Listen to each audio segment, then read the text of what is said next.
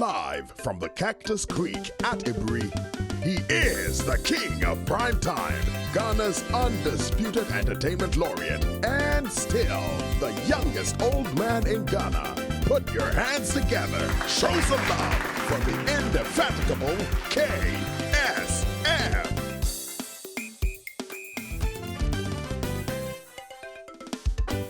The KSM Show. Hello. Well, I'm back again from my hideout.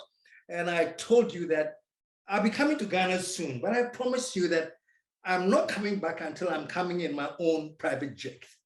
They can all come and meet me at the airport in my private jet. All right, that's just not the way. And I have a very, very exciting guest today, man. And I call her my twin sister. Most of you didn't know I was a twin. Yes, I'm a twin. Whether I'm the Pino or the Kakra, we'll find out soon. But I'm going to be talking to her. But I'm going to take a short commercial break. When I come back from my hideout, I'm going straight to London to connect with my guest. And so stick around. When we come back, you get to know who I am hanging out with. Stick around, folks. I'll be right back.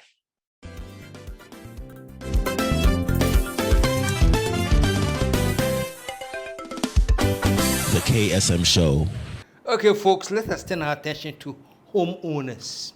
You know, recently one of our favorite Ghanaian people got a very, very bad fire disaster and almost everything was burnt. And I really remember her pain when she was talking about how she has to start all over again. And right then I remembered that in that state, she had no POMG. So this reminds us that you never know what's lurking around the corners. Let's try and get everything insured. And as my good friend says, once you're insured, even when you go through a disaster, you have a certain level of peace of mind guaranteed. And if you want that, call Vanguard and call these numbers. 055-662-0111 and 024-433-4407. So call these numbers and you understand that that's the only way of getting a peace of mind guaranteed. Why? Because at Vanguard, they say, we always stand by you. For the whole month of November, we are running an Ojra promo. It's a special promo running at Cactus Creek, where every Saturday throughout the month of November, we have chilled palm wine and some delicious grills. So make a point to be with us at a brewery every Saturday in the month of November. We're also running a special 20% discount on all rooms. And the number you can call is 020-799-8950. 020-799-8950. Ojura Special. Come and join us at the Cactus Creek. Okay, folks, now let's just take a quick second to look at these childhood pictures. Okay, folks, we are back. And I'm excited, so excited. Very, very soon, you know why I'm excited. When I'm talking to this lady who has inspired me a lot. You won't believe, maybe we'll get to that, but she was the one that actually encouraged this whole acting bit and show business, everything I got from her. And she's like a twin sister. Let me just shut up. Put your hands together. Show some love for my guest now, Anima, Misa, Amoah. Hello, everybody. Good to have you. You know, that was quite an introduction. I have to introduce all my guests, man. And it was very funny. I was thinking about who I'll be talking to from my hideout here. And so they said, oh, and then the manka said, and I'm saying, oh, really? Yes, Anima, you know, there. Or history of Ghana, with acting, everything. But apart from everything too, she's a very engaging, can I say conversationalist? I think you can. No, but back in the day, you used to have a segment on this show called Queenie. I remember, cantankerous old woman. Yes. Always correcting people's grammar and spelling. I remember. Yes. Let's hold on for a quick second. I want the viewers to take a look at Queenie, and let's look at one of your episodes of Queenie. Okay, folks, take a look at this. Our greatest teacher now living, Queenie. Hello, my lovelies. This is your very own Queenie, back again with some issues. Okay? So today is about the way some words are pronounced that I'm not happy with at all. Okay? So, what's the first one? Let's take a look at this word. See that word?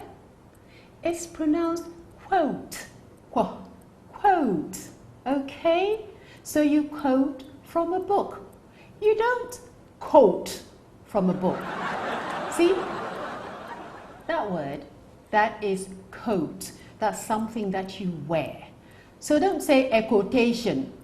A quotation, no. Quotation, yes.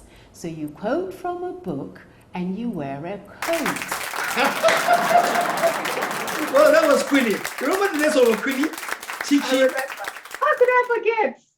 How could I forget? It was so much What fun. inspired that? What inspired that before I get into anything?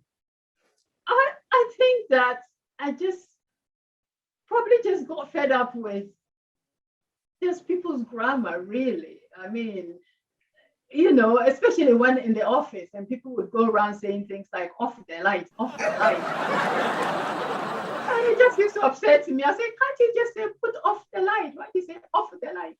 But yeah, I mean, it was little things like that. So, And on it. And yes, then you on it. Off it and on it, you know, and it was just like that, you know, things like that in the office. And the kid said to me, you know, why don't you do a show just to tell people, you know, when they're a little bit, you know, sort of going off and stuff like that. Yeah, so that's what inspired it. Just around, you know, everyday language in the office. And not only language, there was a piece you did on about how to understand a Ghanaian when he says, for example, yes, we had that too. Yeah. That was really fun. Yes, when people say when you ask a question and they say, God willing, you had this whole routine. Yeah. And the idea that when somebody said, God willing, maybe sometime I will, and then you like, you know, forget it. It's not going to happen. Yeah. But yeah, we had so much fun doing that. Yeah. I remember the days of Queenie and things like that. But let me ask you this, Anima, because it seems, I don't know whether some argument is that over language changes over time. There were words we weren't using that have now come into the dictionary that we are now accepting as our words. Yes. Yeah. So do you think eventually something like off the light will be accepted as proper or pigeon? What? I think language is evolving all the time, you know, and like, I mean, we never used to say things like, oh, come on, just go and Google it and things like that. So a lot of new words are being introduced. And I think also it's going to come to a time when as long as you understand the person, I suppose, you know, then you should just move on. So those of us who are old school are going to have to learn to live with a new language. Because I just see that gradually we're getting to accept these things. Yes. Now, you know, I had a story of during somebody writing their exam. I don't know whether it was BEC, and was writing about his mother said the food was ready, and actually wrote that my mother said the chores were ready. Chores. Yeah. You know, so is this gradually seeping into the mainstream language now? Who are we now to say this is not correct? But I mean, some of it will seep into mainstream, but I think that there'll probably be a line, you know, where I say things like, "Oh, the choice is ready." I think that there will be a line somewhere. There's things that will be accepted, and some that won't be. You know, just have to live with it. Yes. Okay. But way back, was it 89, 1990, 91, somewhere there. You did a film, Love Brewed an African Pot. I think that was the first major commercial Ghanaian film that came out. Our godfather, KSM. Yes. And for the longest time, that's all people were talking about when you played ABBA. Do you remember those days? Yes. Yeah, I think that was it was before the 90s, wasn't it? It was Really? Late Around the 70s. 90s, early 90s, I think. Yeah, late 70s, early 80s, was when we shot that movie. And for me, it was quite an experience. I'd never been on set before, and I had no idea what movies were like. And I remember being absolutely confused about the way the scenes were shot, because I thought, I thought everything just went from A to B to C. That's right. And here we were, it's like you're doing all the exterior scenes together, and the scenes are so disjointed. But it's also quite challenging, because then you're playing parts, like from maybe you've had an emotional experience, something, and then you shoot the next scene where you're sitting at breakfast. It's a completely different day and all that. So yeah, that was an eye opener. I'd never done anything like that. But yeah. That was Love Brewed an African Pot, and then many others. I just want to, because recently also, I think Shelley from Port Manson engaged you in Adam's Apple. Remember that? Yes. It was recently. I think it's going on over 10 years now, isn't it? It's been a while. Yeah. So I think I'd met Shirley because you took me to, I'd come to visit, and you took me to watch Perfect Picture, I think it was. And I was so impressed. I was like, wow, this is amazing. This is fantastic. And I think we might have met at some stage as well, where we had a conversation. And for me, it was just exciting, to talk to such a brilliant director and everything. And I left it because I was actually working at TV Africa. Okay. I got an invitation, to come and do play Mrs. Adams. And now that was really exciting for me. I wasn't expecting that. So it was a really joyful moment when would you like to come and what was it like, because you've been playing this young and lady, and then all of a sudden you are the mother of 3 daughters. Yes. Age some time ago, you were playing that age. Now you are their mother. Yes. Was that significant in terms of, or something? I sort of was that age anyway, and I don't have daughters, but my son was also, so I had brought up children to that age myself, so in that aspect, it wasn't too much of an issue. I was like, okay, so I have to be a mother to 3 daughters now. And I was enjoying the script, and I liked the characters and everything. So that was what was at the top of my mind. It's just like I enjoy doing this, and I was very grateful to have that opportunity to do something after so many years. It was just brilliant. Yeah. Was it hard coming back, or do you just blend straight into it? I don't think it was hard coming back, because I think you always, when you don't do it for a while, you miss it, don't you? You miss the sets, you miss hearing action and that sort of thing. So somewhere at the back of your mind, you're always hoping that, one of these days a script will roll in and you'll be able to do it. And I think also the girls were very welcoming. So I wasn't made like, oh, this old woman, or, I just really felt part of the group, and I enjoyed being with them, and we had fun, we had conversations, and so it wasn't a difficult thing to sort of go back into the field. Were there any things like you picked from the young ones, and I'm sure they picked something from you?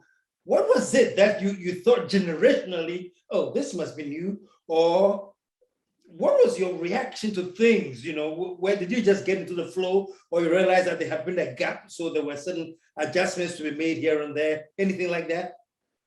Not anything dramatic. If anything, I feel like they were more relaxed on the set. Where I had, where I had been, it was quite like there was a lot more seriousness on set. I mean, when we were working with Mr. Ansan, and so yeah, you had your fun, but you came and you had your lines and everything, and you just went on with it. But I thought it was more relaxed. I mean, they still achieved in the end so that was the most important thing. We got there in the end.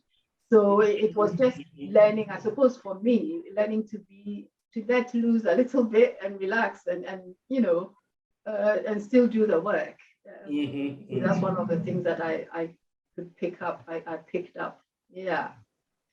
Is there any one role that you haven't played that even now you wish somebody would come with a script and you find it very, very attractive? So this role, yeah, I won't let it go. Is there any role like that you haven't? You're looking for? Well, I haven't been offered anything like that, but I just want to have a role where I'm sort of not a kind mom, just something more challenging and evil. Well, I mean, not evil, whatever, but a different character to what I am. I feel that I've played a lot of roles that haven't been that dramatically different from my own person. That would challenge me to be, totally, totally different. Something opposite of myself. Yeah. Is there a role that, even though acting is supposed to be just being portraying things, is there a role that you would actually turn down and say, this role I am not comfortable with for any reason?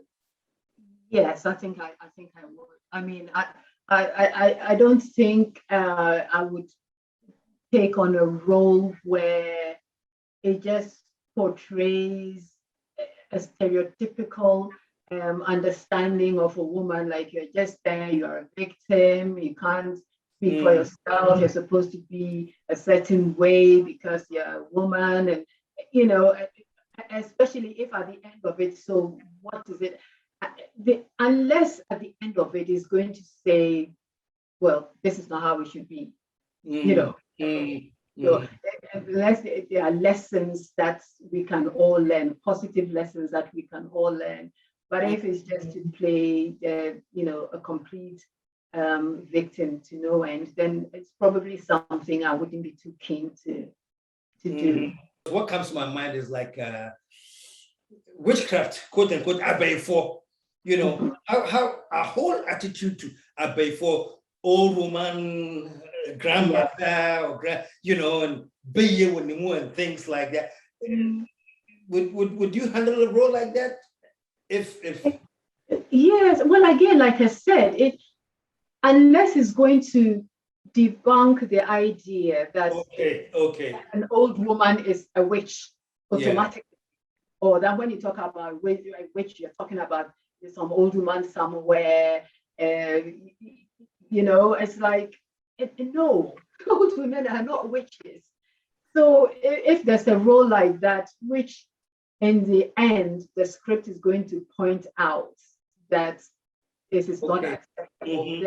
I don't think I would just take it just to go and play a witch for the sake of being a witch, and then the witch, what happens when she gets beaten in the end, and then what? No, there has to be some outcome that would open minds to see that this is not always correct. Great. Let me pick your brains up on the film industry in Ghana, or the film business. There's talk that, the younger generation, their focus is too much on, I want to be a star. The word celebrity is something that is very, we are the celebrities and things like that. When you started off, it wasn't anything like that. It was just go and do the work and come up, and then the work will talk. But it's changed somewhat. What advice would you give to the younger ones coming up who want to be stars, who want to be celebrities. And what's your reaction to all this craze with being a celebrity or a star? I think you want to be an actor. You want to be the best you can at your craft, and you want to be able to learn your lines and go and deliver and get into your role, and that is your primary focus. And I think stardom probably comes along with that. I mean, you do something and maybe you are so outstanding in whatever role that you are playing that, everybody say, oh yeah, I mean, she's shown in that role, and looks up to you as a star. So I think when people say, well, I want to be a star, I don't know whether it actually also means, I just want to learn this craft. I want to be able to deliver, or it's just about, I want people to maybe see me in the street and say hi, and I want to sign autographs, and stuff like that. The two sort of go hand in hand, but you have to put the work in. That has to be, I think, your primary focus, to be able to do it well. And then if a stardom comes with it, then that's fine. When did it occur to you that you'd be more inclined to ending up in the creative industry, arts, playwriting, acting? When do you start getting that urge? Way back.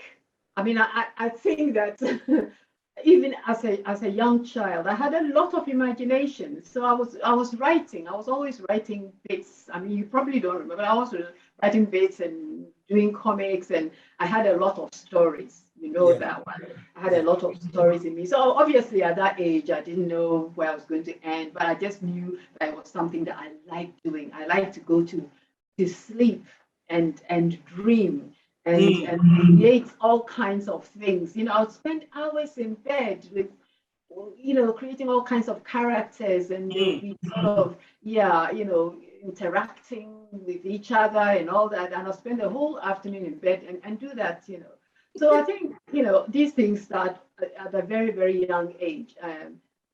Sometimes you just let go. I remember what you used to say, Mikosudaye. Yeah. Remember you said, all of us would be sitting down, you get up and say Mikosudaye. Were you talking about you're going to just lie down and imagine things? Absolutely. All that I was doing was just going to lie down, and I enjoyed the world that I created. I would go then and create this, fantastic world. What were some of the worlds you created that you remember?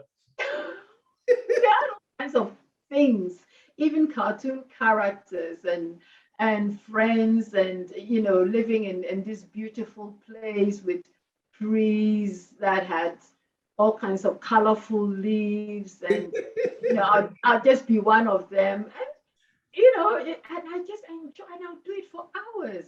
I don't know if that's actually a problem. I need a therapy. I don't know.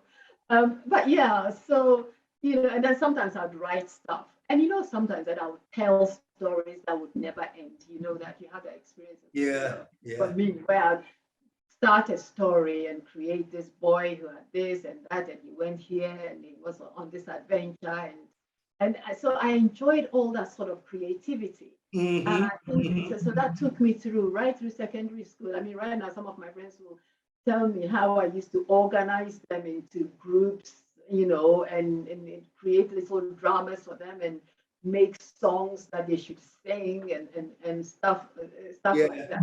So I was just heading in that direction all along. Anyway. Yeah. What I remember, and it's quite interesting, was that you used to tell so many stories and come up with so many things, and I actually believed you. I know. There was one that I discovered, I think, in my adulthood, not, but that was just the story.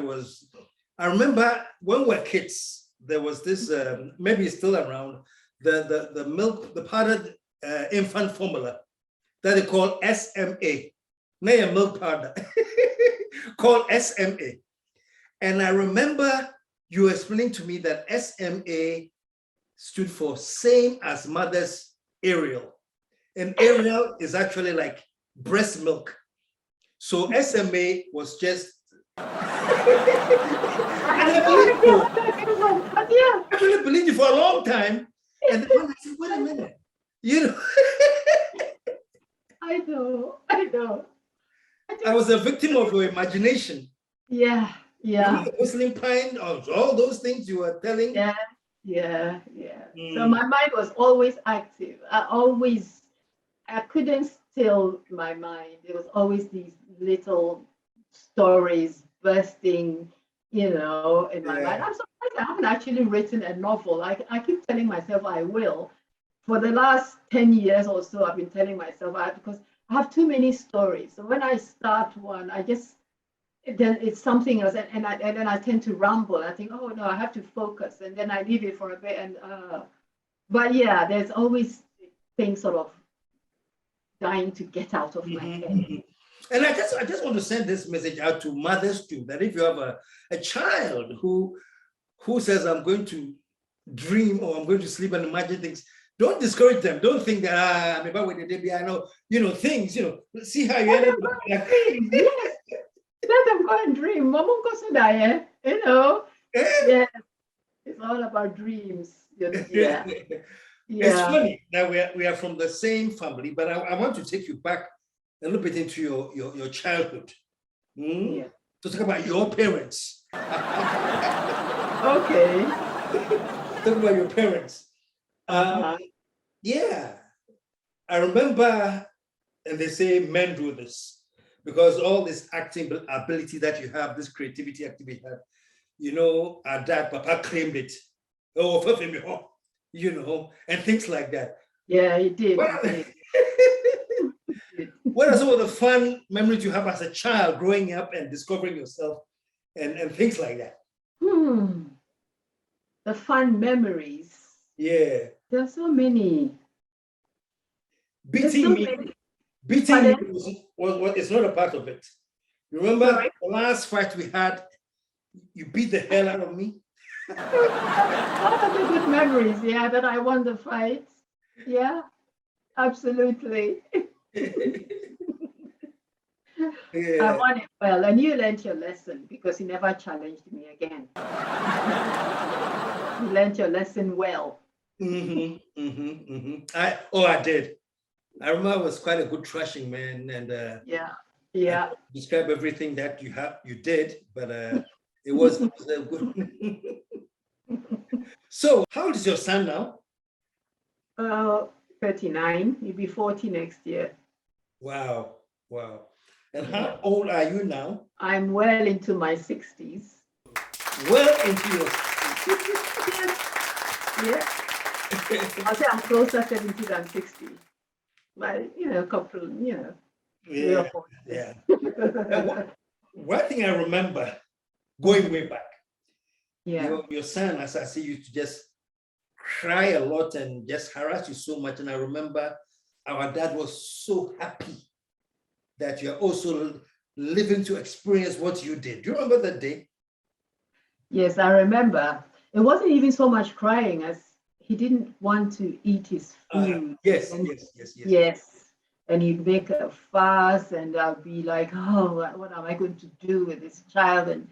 And Papa said, now you know what we went through, because apparently I was the same. I was nothing, It was like, now you know what we had to go through. Yeah, I remember it was one of his happiest moments to see your son as your own need, and then you getting frustrated. Yes. He was so happy. I frustrated him as a child. I was really frustrated him because he was so happy for me to be going through what, they had also gone through for me. So I must have really frustrated them. Yeah. And you're a grandmother now? Yes. In a way, not directly, but my grandnephews and nieces. Yeah, grandnephews and nieces. I keep getting them, loads of them now. Yeah. We are at that age. Yes, we are. At that age, yeah. I'm going to pause for a short commercial break. when we come back, let's talk about growing old, or is it older? I don't know how the quotation how it goes. Okay, you can't help growing older, but you don't have to get old. When we come back, we'll deal with that a little bit. Then I want to also tap your brains into some of the more quote unquote controversial angles of Anima.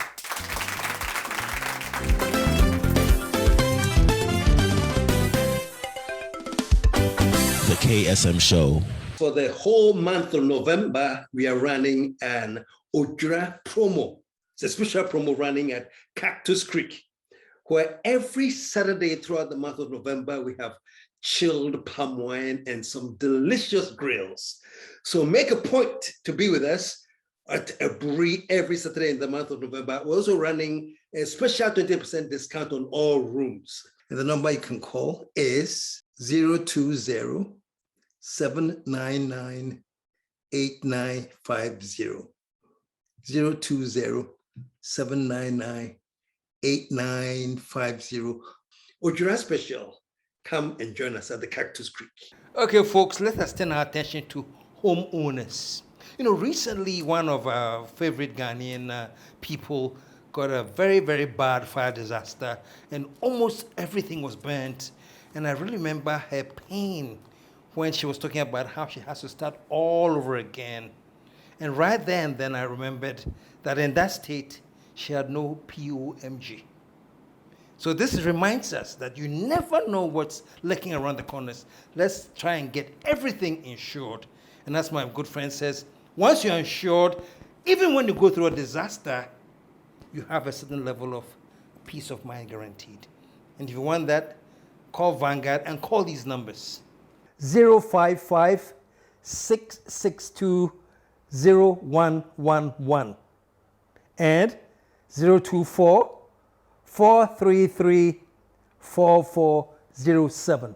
So call these numbers and you understand that that's the only way of getting a peace of mind guaranteed. Why? Because at Vanguard, they say, we always stand by you.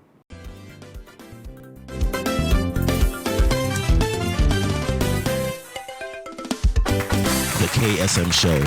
Okay, folks, we're back. And today I'm hanging out with my sister, and I actually call her my twin. And I guess when it comes to Pinya Kakra, who's the Pinya, who's the Kakra?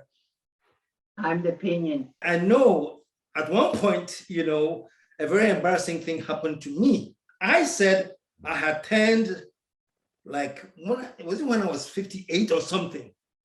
Yeah. And I was telling somebody, oh, look, I'm 58. The person said, hey, 58.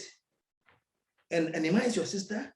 I said, yeah. Hey, I said, hey, I'm talking about myself. But I guess he meant that, if I'm 58 and you're older than me, so this is just to get us back to the growing old but not older, or older but not old. What was the saying there again? You can't help growing older, but you don't have to get old. What is old? What is old? Yeah. I guess it's a state of mind, really.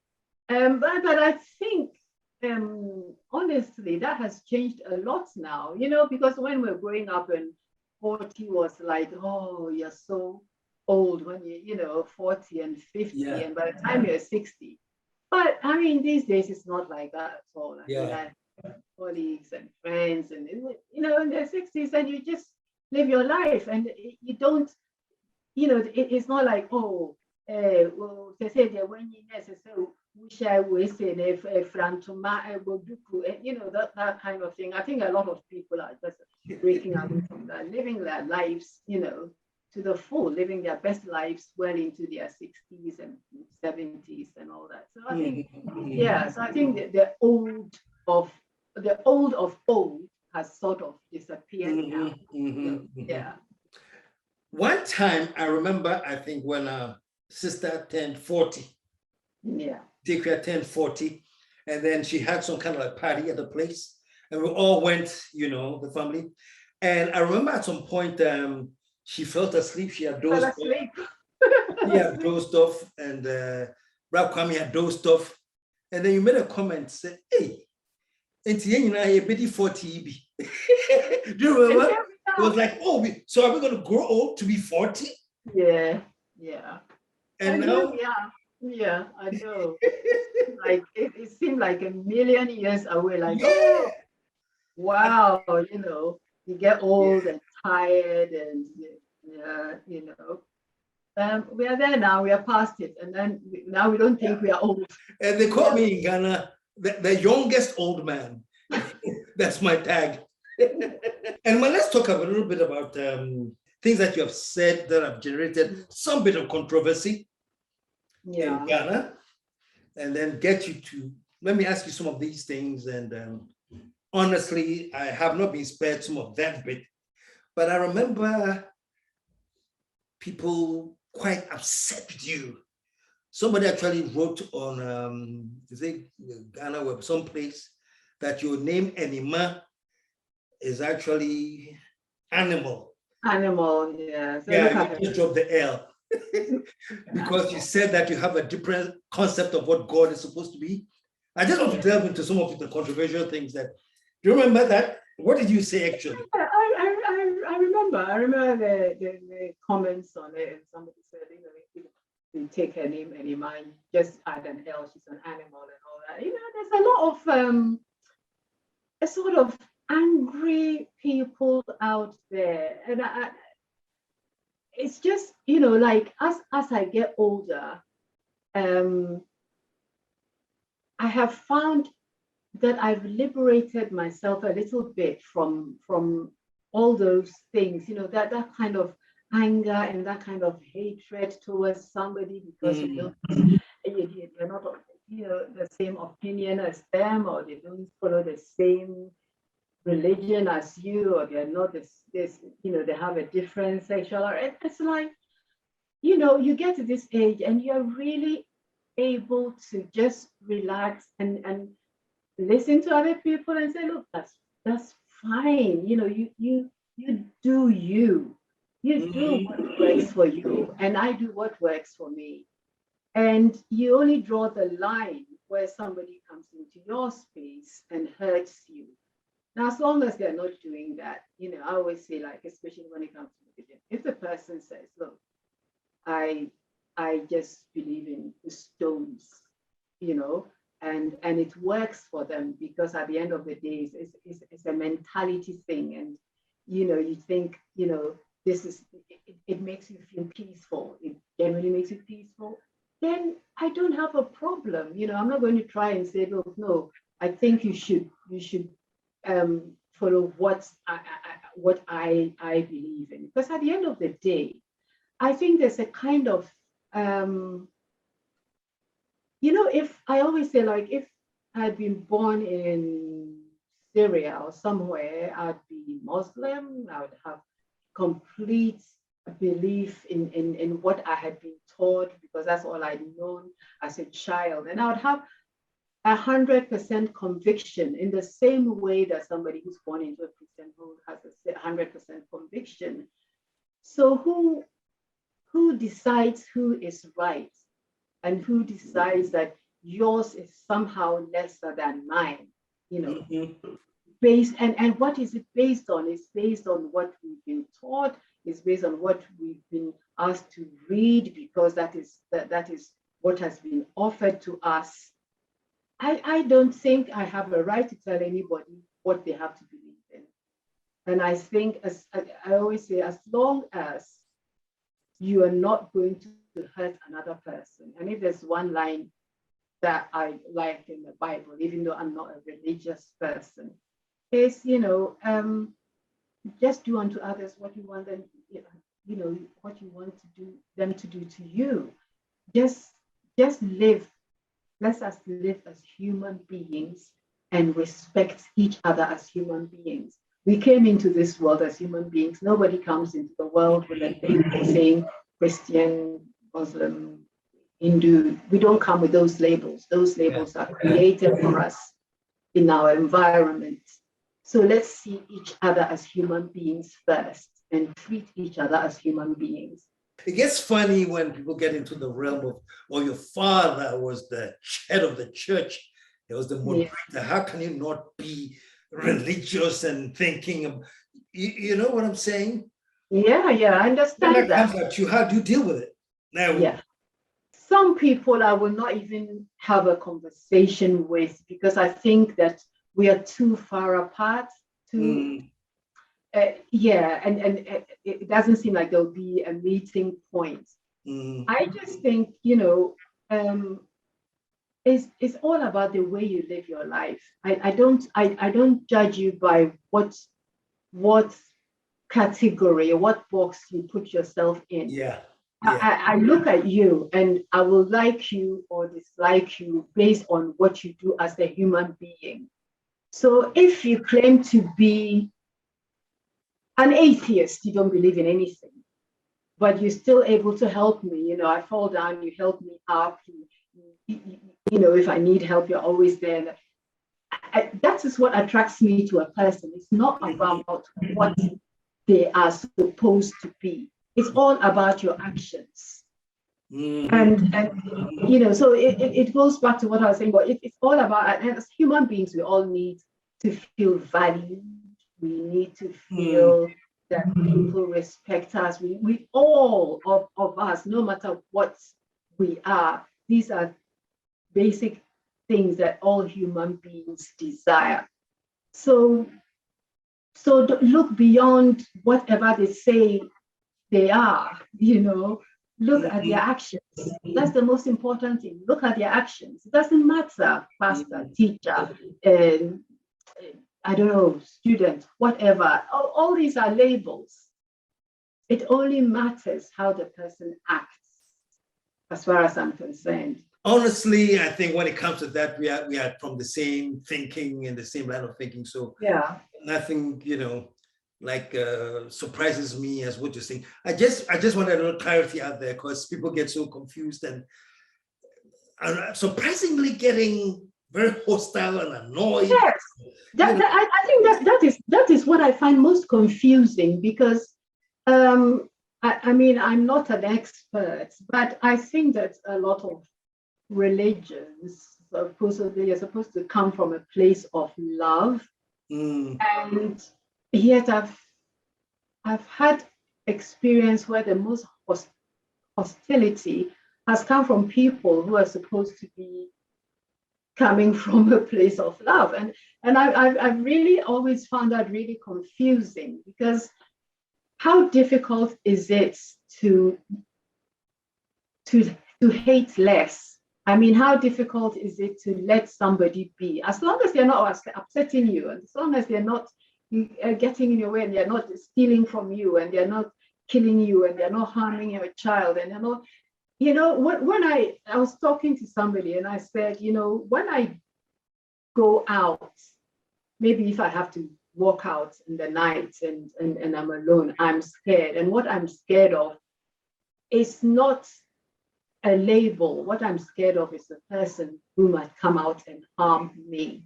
At the end of the day, it's all about how human beings act towards each other.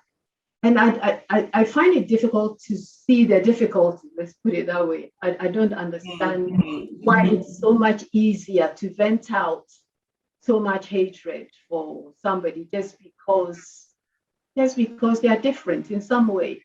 Yeah. I don't understand that. What are your fondest memories in life? Some of them. Fondest memories in life. Some of the key ones that you think, these I'll never forget. I think when I had my son was one of them, Yeah. Because I remember the whole time, because everybody said, I can't take pain. So they were going to laugh at me because they said, once I get into labor, they can't imagine me in labor because I can't take pain, which is very true because I remember when I started and there was a little bit of pain and I was sitting there with my mother and I said, hey, the way they mean to me. She said, who to me? I feel but it's like, I had it so easy because it was just a little pain and then before I knew it, he was out, and he was like holding that little wrinkly thing in my arms. It was a very happy moment for me, just seeing that, hey, Mr. Like, look at this little thing in my arm who's now going to rely on me, and and I think a good memory too is like on my 60th, I think my 60th birthday, I was really happy for some reason. It was one of the most joyous, times in my life, having all friends and family together to support you, and what frustrates you? People who can't keep time. I can't do that. And it's so funny because I don't know, I've always sort of been time conscious. And I remember being told, in Ghana, because I can't understand. It's like, if we can't make it for 3, can we do it for 4? And we'll say, okay. And then you come up 5. It's something I don't understand. That really frustrates me, because I always say, look, let's decide what time is going to suit us best. And then we all agree on a time, and still people want to make it. And then they don't find anything wrong an hour later. And won't even apologize. It's like, oh, it's just 1 hour late. 1 hour, 10 hours, I don't get it. And I'm laughing so much because I was interviewed recently on a radio station by one of the hosts, I think Ochami Kofi or something. And he asked me, what frustrates you, KSM? I said, time. And that's the funny part, like they come up 1 hour later and it's like, an hour, 1 hour, 10 hour there. It's like, what's the big deal? That's the thing. The attitude is, what's the big deal? And you're almost made to feel bad, like you two, what is this? I remember somebody invited me to. We get this thing where we say, okay, Ghana for the give them a wrong time because you expect them to be late, sort of thing. Why accept that? Because time is so important. And I think if you don't, if you don't respect time, it says a lot, about us. And I think it's also when you break it down, because I remember during productions and all that, I've had to tell people that you are disrespecting me by not coming on time. And I think when that word respect comes in, maybe people pick up a little bit, because we are very big on respect, But that is one of my I remember somebody invited me to one of these young guys, and who had just had a baby, and he invited me to the naming ceremony, or the adoring, one of them. Yeah. And he says, KSM, he says, I should be there at 1. And I said, listen, I'm time conscious. Yeah. When you say 1, I'll be there at 1. So please tell me, should I be there at 1? He said, oh, you make it 3. Yeah. And I got there at 3 and it still started around 4. I know. I mean, we're laughing at it, but I think it's quite serious, It is. Because time is precious.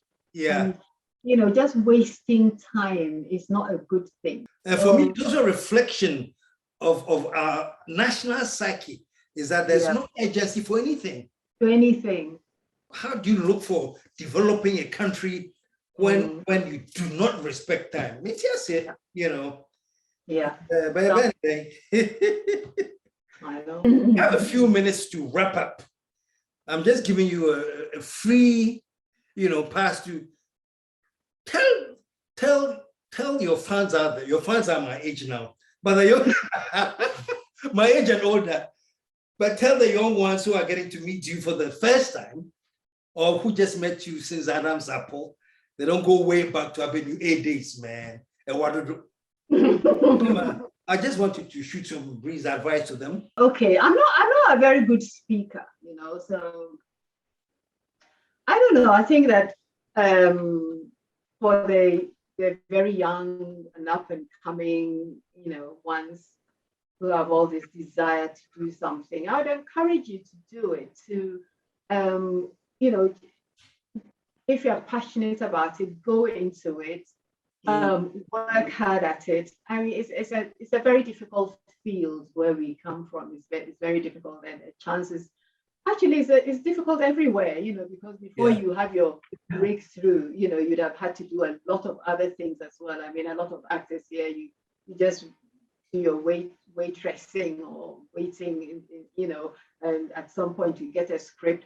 But if that's what you want to do, you just take every opportunity that you get, opportunity to read, you know, to learn, to talk to other people who have been doing it for a while, and take their ideas, practice with yourself, you know, stand in the mirror, talk to the mirror, or whatever it is. But just keep at it.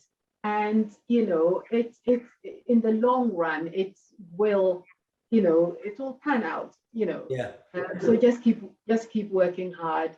Have your eyes on the ball. Don't worry too much about being a star. Just worry about being the best at it, so that when you do it, you know, everything will sort of follow on. And for my my older ones, I just say, you know, well, for everybody really, that, I mean, hopefully, you know, there'll be other opportunities for me to come back and do something that is maybe a bit different to what I've been doing, and hopefully something that everybody will enjoy.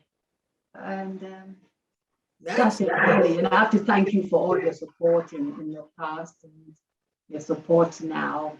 You know. Yeah, thank you. Great. Anima, Misa, Amoah.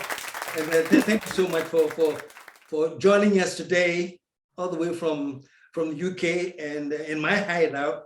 But it's been a great chat, you know, and Yes. yeah. So I also appreciate your time to be on the program.